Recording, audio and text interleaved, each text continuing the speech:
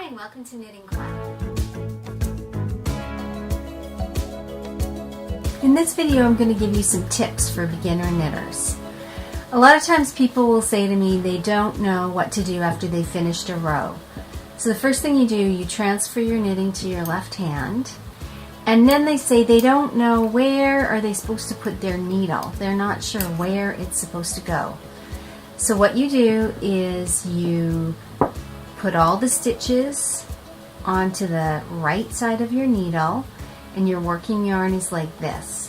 When everything is lined up, you can easily see that the knitting has to go in here. So it's back, around, hook, and off. Back, around, hook, and off. So you actually have to do the exact same thing every time.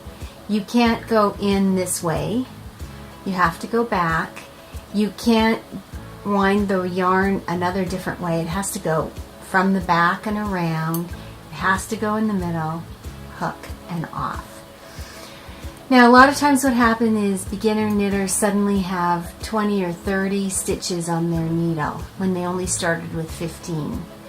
You're adding stitches, and I think what kids do is they go back, around, hook, and then they forget to slide it off, and then they do it again, back, around, and hook, and all of a sudden they have two stitches instead of one.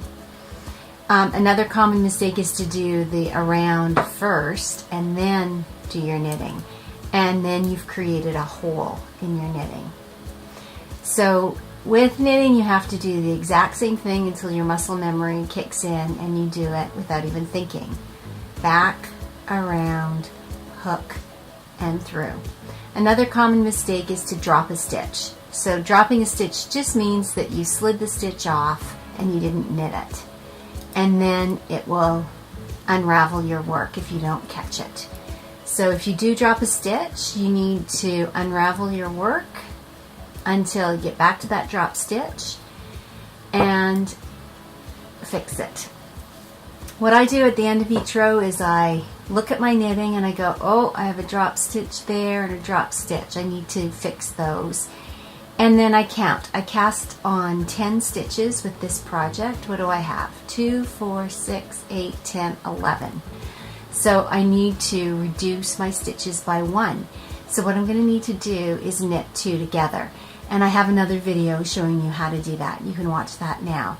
So at the end of each row, just take a look, and if you do make mistakes, you will have to unravel your knitting and take it back until you get to the problem. That's my first drop stitch. And then I can put my needle back in and I can pick up that drop stitch. So you do need a lot of patience when you're learning how to knit, because you have to fix all your mistakes and do everything the same way. But if you keep practicing, you'll have no problem, and you will definitely get to be a competent, quick knitter.